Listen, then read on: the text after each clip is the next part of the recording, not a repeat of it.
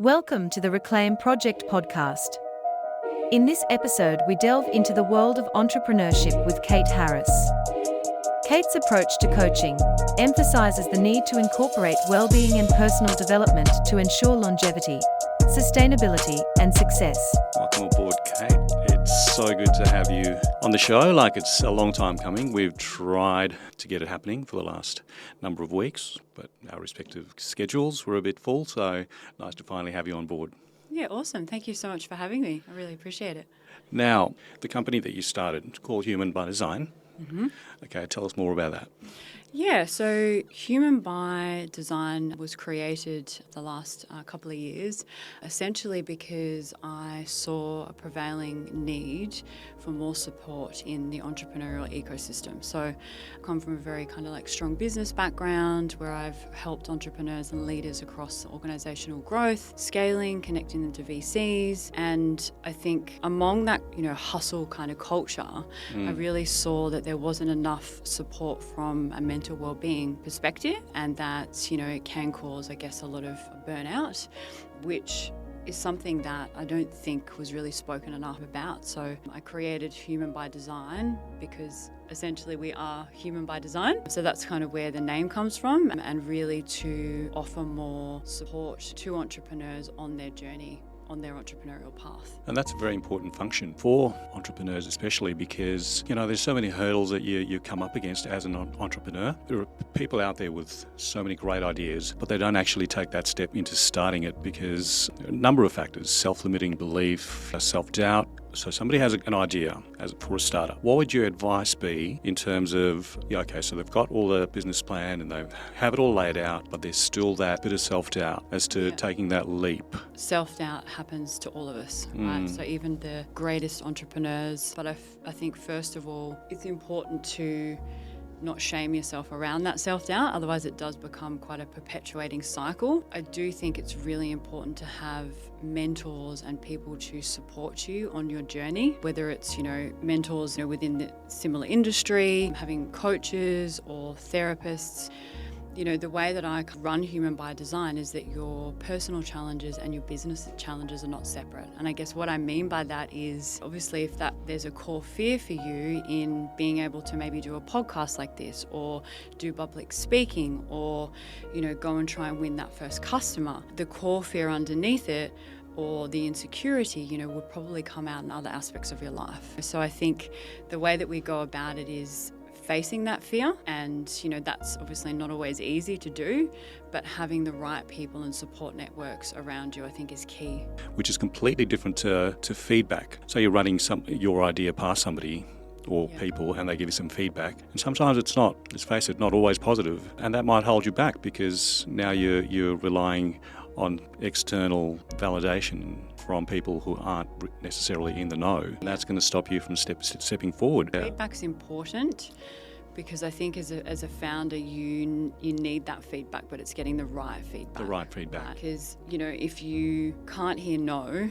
or you can't hear criticism, then there is the other side of it where with entrepreneurship, you do have to be really resilient. And I know we're going to talk about some of that as we go on, but it is getting the right feedback and the right kind of support around that. And that's a service you provide? Yeah. So I guess being able to really sit with a founder and also their team. So I'm actually currently coaching a founder in Sydney, and then also coaching his team, because he's really big on, wanting to have that team cohesion and wanting people to really understand each other at a deeper level, because essentially that's going to help the business thrive, right? And I think for me, when a client comes to me, it's, okay, well, what are your challenges? And a lot of that will, sometimes come from childhood, believe it or not. There's a lot that comes out. So depending on the person, we can keep it more coaching, or we can go into that therapeutic side, but there are a lot of links often in both. So it could be, some of the things that you're avoiding can sort of come up in both sides of things, whether or not that is,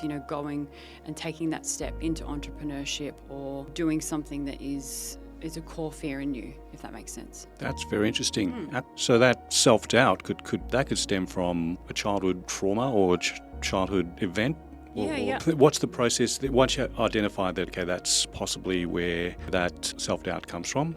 I think there's no kind of black and white answer to that, right? So I think it's about the individual. It's also at their state of awareness of self, depending on have they looked at some of those kind of core wounds or those core challenges as to what's holding them back, okay? But I think first of all, it's reconnecting with yourself and kind of understanding, okay, first of all, where did this potentially start for you and where in your life is it showing up?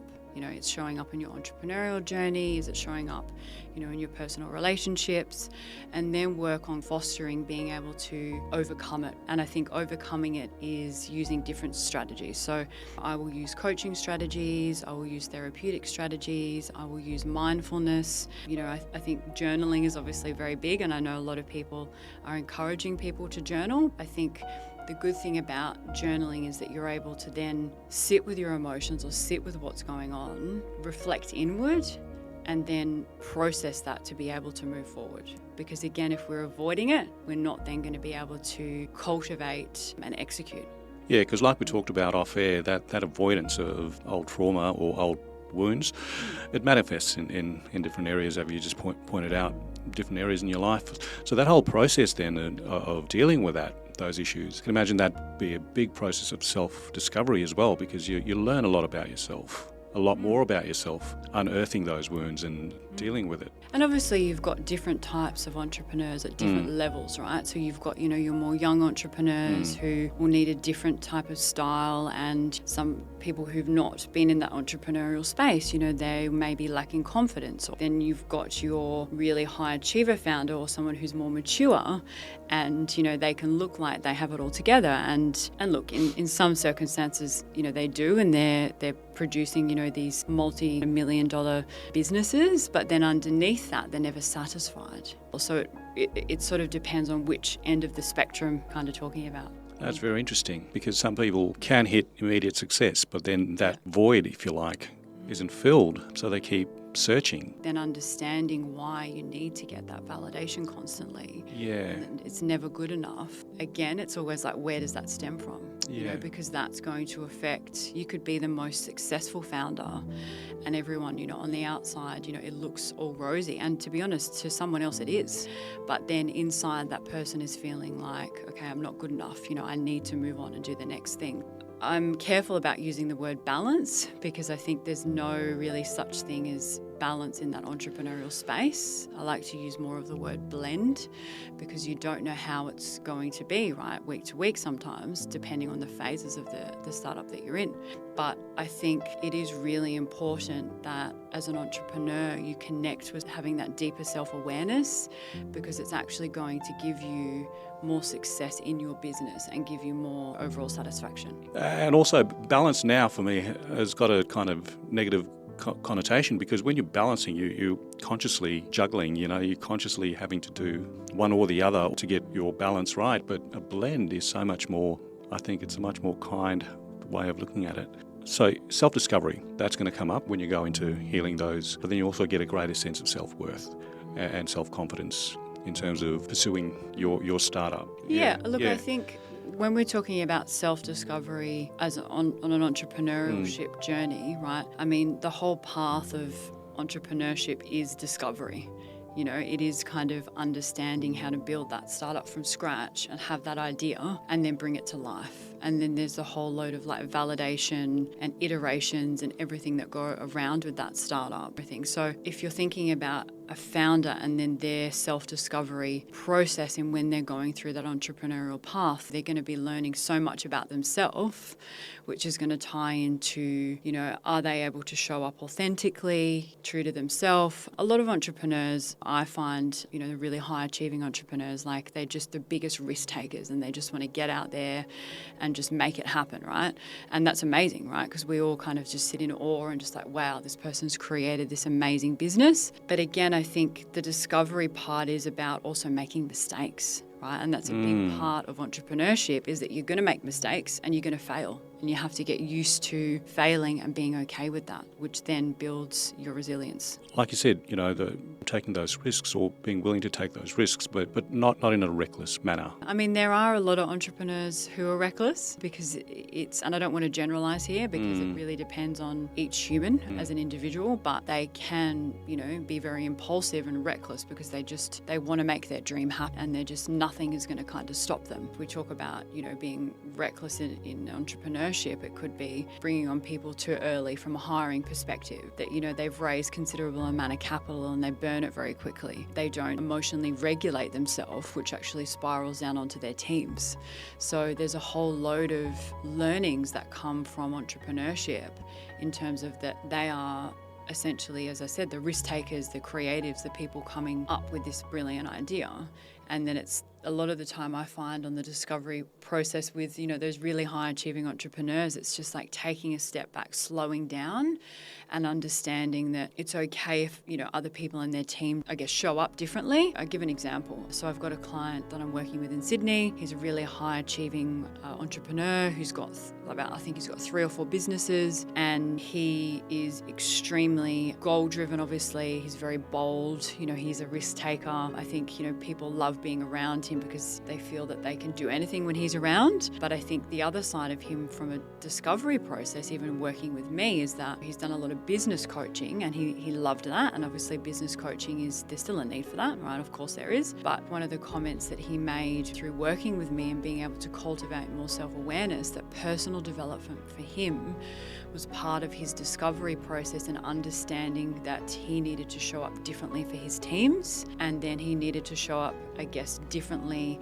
in his personal relationships as well, because the spiral effect of his impulsivity or him being very brash and wanting it done that way was not cultivating understanding of the people that he's brought in his team, and then essentially realizing that everyone that he brings in doesn't need to be like him. Yeah. And in fact, he probably wants to bring people who are the opposite. Does that make sense? Very, very There's a interesting. lot to that, but I was just Absolutely, very interesting. Yeah. So that process of self-discovery for him, obviously you're drilling down to your authentic self and showing up to your business more authentically. Because then if you're coming from a place of authenticity, then you also, there's also, for me, I found also an awareness around, like you said, there's also an external awareness, what other people can bring to your business. Exactly. Yeah. And that everyone doesn't need to be of the same, personality types or show up the same way. Obviously, entrepreneurs, they raise the bar high, and they should raise the bar high. So I'm not saying don't raise the bar high, because that's important and that's why they're achieving and that's why they're hitting these goals and having these accolades, and,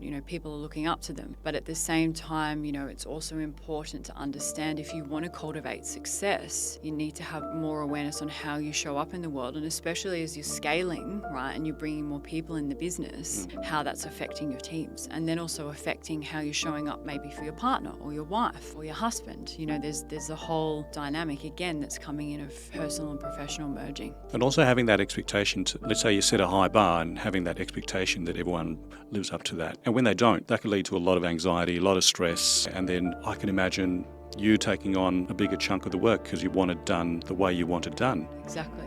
Which leads to burnout. I think there's 2 sides to it, because you've obviously got the business-minded side and the development from a business perspective, and whether it's you looking at your product, looking at your teams, understanding if you're wanting to scale in international markets. And then there's the personal development side and the more understanding of, obviously if we're looking at coaching and more therapeutic work.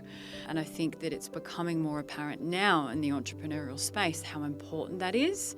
If you think about a founder, they're taking on everything, and especially the really successful ones that I'm working with, they come to me and they're just like, Kate, I just need a release, right? Yeah. And I just need someone to speak to kind of unpack some of these challenges that I'm facing, whether it's with my team, whether it's with customers, whether it's with technology, how can we work together to get through this? Then using strategies to actually help them cultivate a more, not resilient mindset, because I'd say a lot of the founders are very resilient, but I guess being more mindful and more intentional about how they show up. I think the word resilience as well gets thrown around a lot. It does. And I think sometimes it can be misconstrued in the entrepreneurial communities that, resilience, I'm just going to be resilient and just going to get on with it.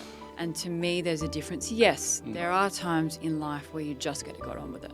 And we all know that, whether it's on the entrepreneurial path or whether it's just in your personal life or whatever. But I think if you don't cultivate self-care or you don't cultivate understanding, I guess looking at some of those setbacks and understanding and processing and just burying it, then it's actually not going to cultivate resilience. You're going to cultivate more stress actually, and it's going to manifest in different ways in your business.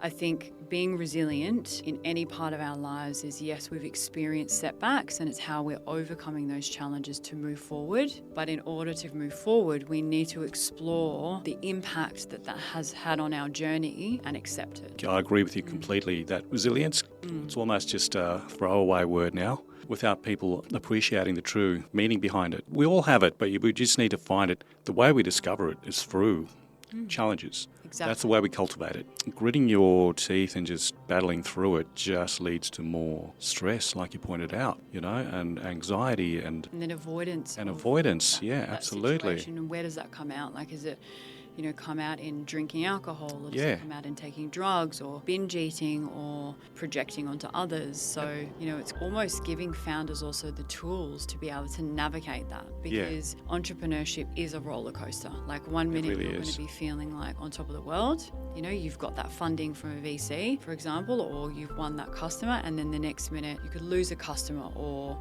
something could happen in the team and you're just feeling like, okay, here we are again. So by saying, okay, we just need to be resilient, we're not allowing people to be vulnerable. And then that is forcing people to suck it up, when realistically we need to cultivate a bit of empathy around the situation and for people to have that support. Because that vulnerability leads to growth. You need to be vulnerable to grow.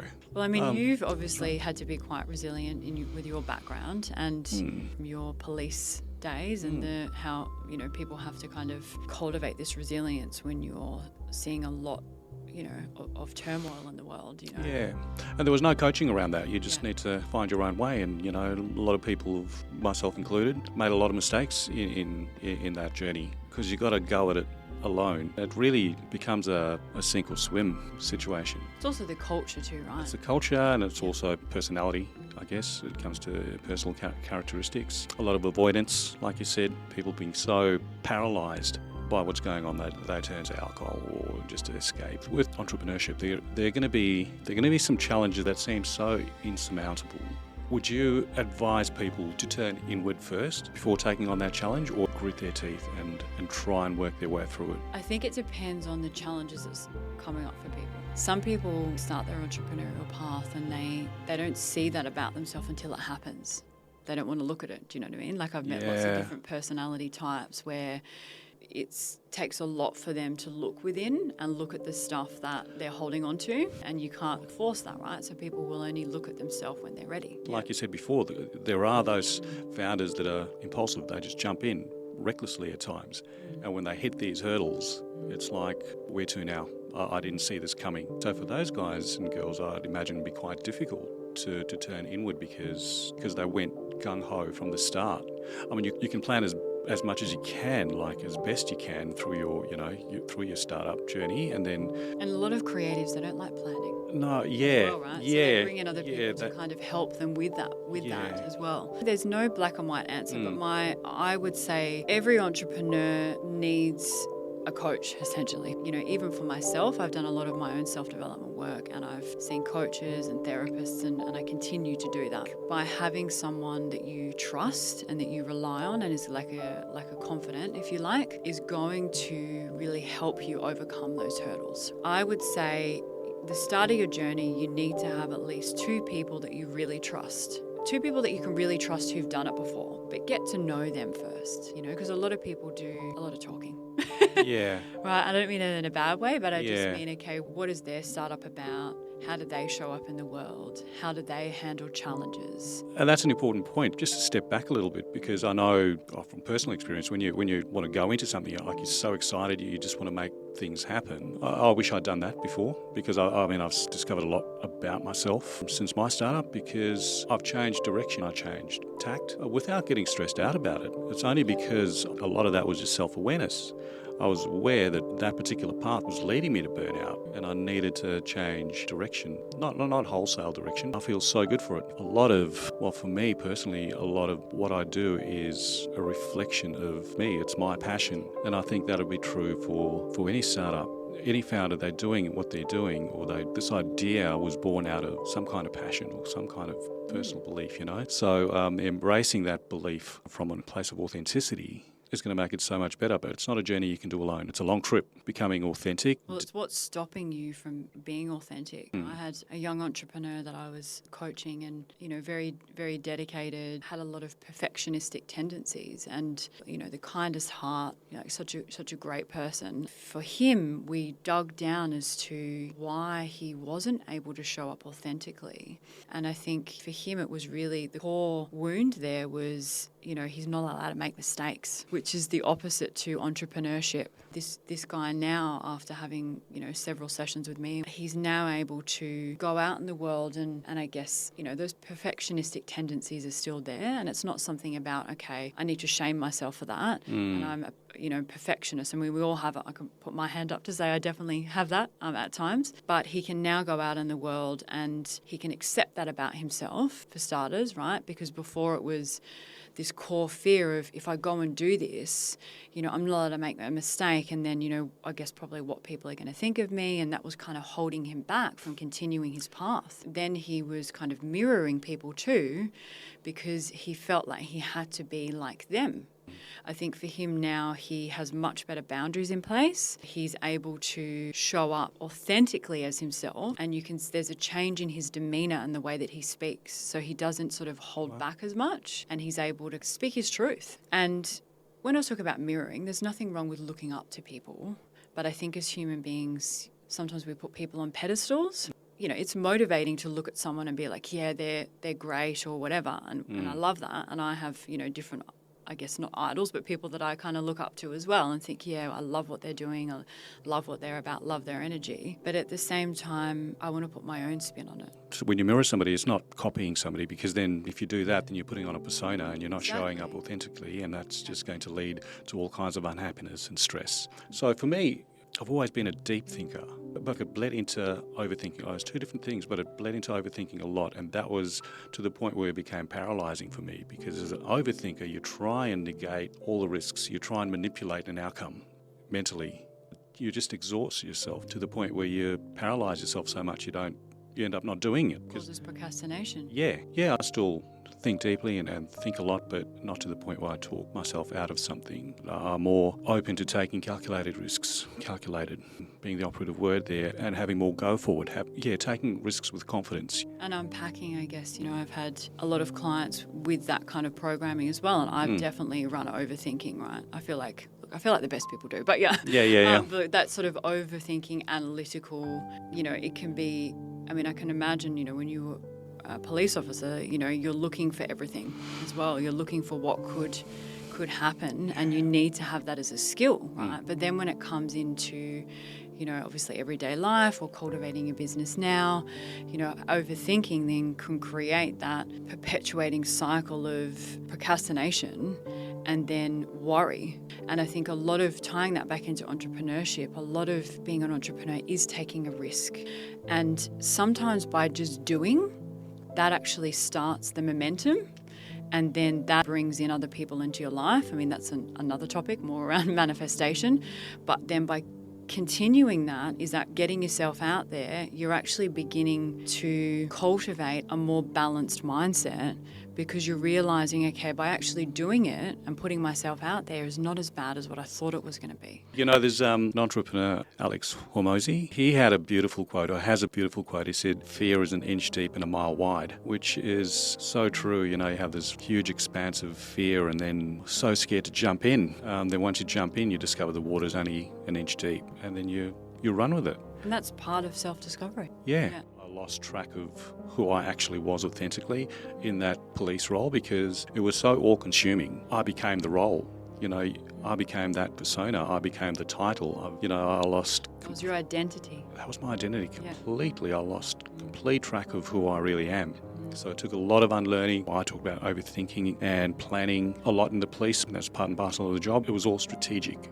I've taken a lot of that skill set to my current role, but that level of strategic planning was to the nth degree. Like, you try and predict every single outcome. That was geared towards deregulating your nervous system. Absolutely. Because, okay, let's look at a particular operation or investigation that you're working on. You have evidence that you've gathered in various ways. I've got this in front of me. This is the evidence I have in front of me now. So do I take this step? And if I take that step, what's that going to lead to? Yeah. So you have that to play with. But in real life, you don't have those. And I guess the implications would have been different there, because Completely, sometimes it's life and death. Like literal life and death. And Literally. I'm not taking that, from an entrepreneurial, it feels like life and death to Absolutely. them. And it can be, because it's tied up into their identity. With working in the police force, it's very intense. Yeah. One wrong move Could be can be catastrophic for absolute. your career, can be catastrophic for the people involved. Exactly. Everything, right? And there's a lot of pressure. It's so much pressure, and you take that home with you, and you just stew over it. I was just a completely different person. I realise that now that I'm back to my real self. So I show up to people differently than I did. Can I ask what way? I'm more available, I'm more present. Yeah. Beforehand, I would be chatting to you, but my mind would be completely elsewhere. I'd be running through scenarios and work scenarios, and it was so consuming, especially in the role that I was in. And that's when I found with overthinking. When I was planning my entrepreneurial journey, it started getting to that overthinking point, but then I had that awareness around me, whereas beforehand I didn't, I was like, stop this. You can't predict that, you can't predict this. Because it's a control thing as well. It's a control thing, 100%. Control, underneath control is fear. Like, is this going to work out? Am I making the right decision? Yeah, and I planned everything as best as I possibly could. So the next step was just to do. Yeah. So now I guess that you've moved away from the police force. You've learnt that about yourself. What did you put in place to dull down that overthinking? Because as an overthinker myself, and as seeing, lots of my clients that are overthinkers, what are some strategies that you kind of put in place so that if you're feeling in that headspace, I don't think it's any particular strategies that I put in place. It just comes down to my self-belief developing. Not believing that, this is absolutely going to work 100%, but believing that, okay, if this doesn't quite go according to how I planned, that's okay. Then I can deal with it. So that's what I use to negate. Like, I've got the strength and the flexibility and the knowledge. And how did you? Can I ask how you got to that point? Because that's the ultimate goal, really, as well. That being an entrepreneur, that even if it fails, I'm going to be okay. Exactly that, and that's the realisation I got to. It was completely different to my police work, where if something went wrong, it wouldn't be okay because lives would be lost, and it is quite catastrophic. But in this sense, life will go on. I have the tools either to do something else or to fix or to overcome particular hurdles. I can't foresee those hurdles now. Those challenges won't manifest until I actually until they take that step in doing so. I won't know every single challenge that's going to come along. Whereas overthinking, I wanted to know beforehand. I wanted to predict every single challenge, which is impossible. Because entrepreneurship is so different, because you don't know what's going to happen to some extent. You don't. And you can't control that. And it's interesting because some people love that and they thrive on it, and they're like the opposite. So they're, I'm not saying typical entrepreneur, but they just thrive off it. But then on the other spectrum of that is that there's other challenges that come up with that because they don't know when to kind of stop or pull back. So around identity, so what I see with a lot of founders is their identity is fused into their startup. And even for myself, I have come from a business background where I've worked with entrepreneurs for almost 5 years, and I've been known to wear a certain hat. And through that 5-year period, and then before that, I was in very HR. So I've always been very people-centered, oriented roles. But it's just interesting when you're going through that kind of identity shift, but then with entrepreneurs, I see a lot of that fusion. So they put everything into their startup. And as we go back to, entrepreneurial communities, it's like hustle, hustle, hustle. You've got to get stuff done. Yes, we know that. And you've got to, work your ass off to get there. So I'm not saying that you don't, but I think there are healthier ways that you can get there that are more sustainable. When it comes to identity, what I see with a lot of founders is that if their startup's going well, everything's great.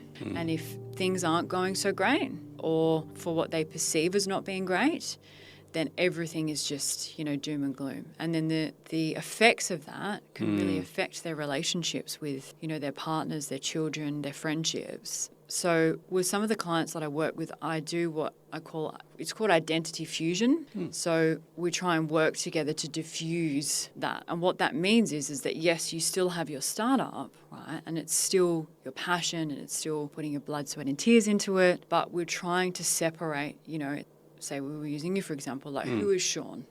What other aspects does Sean bring apart from this startup, which you've created, which is amazing, but what other aspects are you in your life? Because when we focus purely on our startup and our business, then if things go wrong in that, there's no stable ground. And then the effects manifest as depression, anxiety, burnout, different behaviours, and all of those things. And that's a tricky one. You're going to go all in because you want this thing to work. You talked about something before you touched on once you've taken that step to doing what you plan to do or set out to do.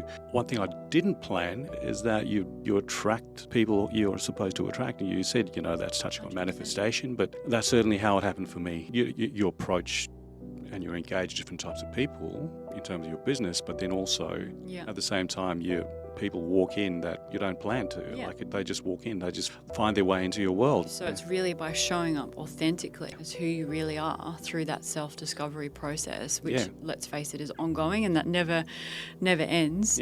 Being able to show up authentically and speak your truth, and then by doing, you're naturally going to attract and manifest people in your life that are drawn to that. It's interesting when I've been in sort of mentor groups and, early stage founders, and it's like, well, what's your goal? It's like, I just want to be rich. And it's like, well, if that's it, it's going to take a long time to get there to be rich as an entrepreneur. I say to people, you can continue down that path, right? But is it really making you happy? Exactly. Right? And if it's not making you happy, then something needs to change. Right? Exactly. Because you can still be successful, you can still have a reputable business, you can still build a great name for yourself and a great brand without having to completely burn yourself out, right? And I have seen it happen to many entrepreneurs where they push so hard and then their body is just like, I've had enough. Yep, it shuts down. It really does. I think that fight or flight kind of response is constant in that entrepreneurial space because you're driving everything and you have to wear all of these different hats all the time. So we kind of work on how can we separate some of this, but how can we free you up a bit? We can do obviously CBT, we can do acceptance therapy, the solutions therapy, because it's very forward thinking, and then use obviously more coaching style as well, which is understanding, your meta programs, understanding, I guess, limiting beliefs and kind of tying that into your business and being like, okay, well, your identity is tied up in your business. Again, where is that kind of coming from? Because a lot of entrepreneurs, they've got a point to prove. So they have a point to prove in life, and I must be successful, because if I'm not successful, there's one or the other. It's very black and white. So the work that I do is like, let's take a step back from this. Because those behaviours, although they're great for beginning a startup and obviously continuing it and, being that kind of, risk taker and going out there in the world, it can't go on forever, right? Because when I meet founders, and if some of them are not interested in more of the buzzwords, self-discovery, self-improvement and all of that, the big achievers, okay, so how is this going to affect your team performance, your ARR, your leadership skills, and then that'll get through to them. It's learning to work with where they're kind of at and what they believe. Because if essentially founders care about performance, they care about how their team is performing, how they're performing, how their product is performing, and if they're going to be successful. So I've flipped mine now. So it's self-care first. Yes. And then everything emanates from there because, if I didn't have exactly this cup filled, whereas before my mindset was completely the opposite. It was all output focused. And then self-care was sometimes not even there, but if it was, right down the bottom of the list. So that's something I've completely turned around. And that right there is about prevention, because people Absolutely. can be like, I'm fine, I'm dealing with this. This is just part of what you've got to do. This is part of how you've got to show up. This is part of what, the entrepreneur life is. Yeah. And I'm like, is it? Is it really though? Does it need to be that way? Yeah. So by putting those measures in place is actually preventing that from happening, in the long run. Like you said, initially as a founder, you're doing everything yourself, and I've done that.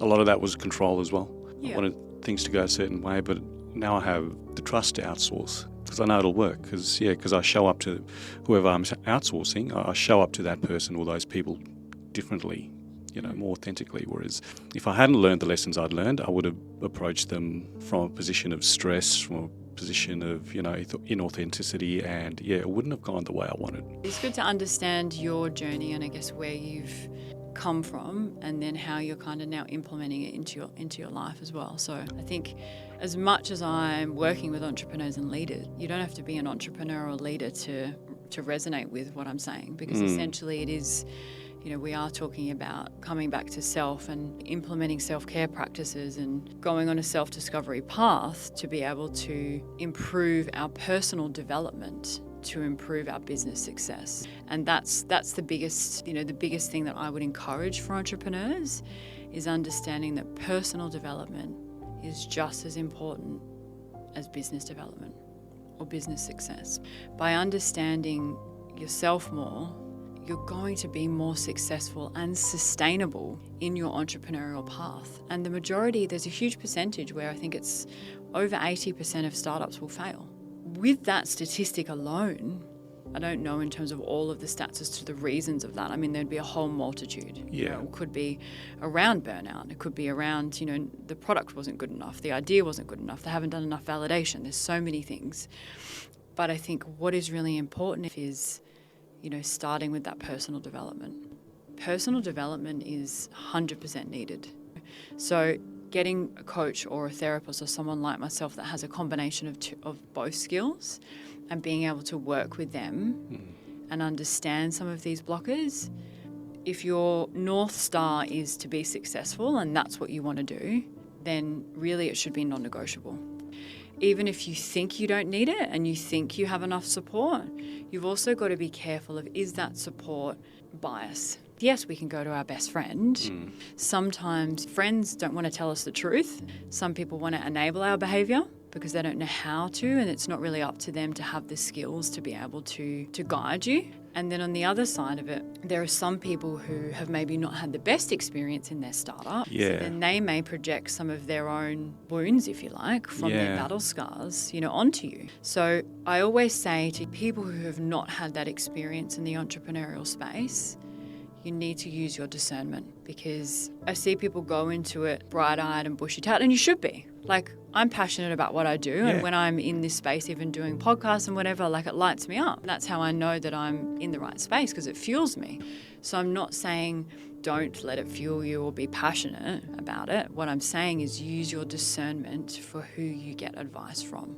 Absolutely. At the start of the conversation, we talked about that external validation. If you're seeking feedback from the wrong people, like you said, people who aren't equipped or qualified or understand, and the feedback's negative, you're going to hang on to that. Exactly. Yeah. So the top three would be self-care, the top three tips, I would say. Yeah, self-care, yeah. Source a mentor. I mean, a mentor is someone who usually you wouldn't necessarily pay. A mentor is more of, I guess it's more prevalent in Australia now to use that word. Mentor will mostly give their advice. So when I'm working with people, I don't necessarily give them advice. in a way where I'm there to understand what's happening for them, and then we kind of go full circle, if that makes sense. So rather than saying I will do it this way, it's a different way of kind of reframing it. Yeah, so self-care, having mentors. I don't know if necessarily mentors will always help you from a mindfulness perspective. So they may help you from a business perspective, but they're not always equipped from a mindfulness perspective or understanding your limiting beliefs. They'll be like, okay, well, why don't you look at it this way? And they'll help you with your business plan, they help you with your product, help you introduce you to networks, customers, etc. Yeah.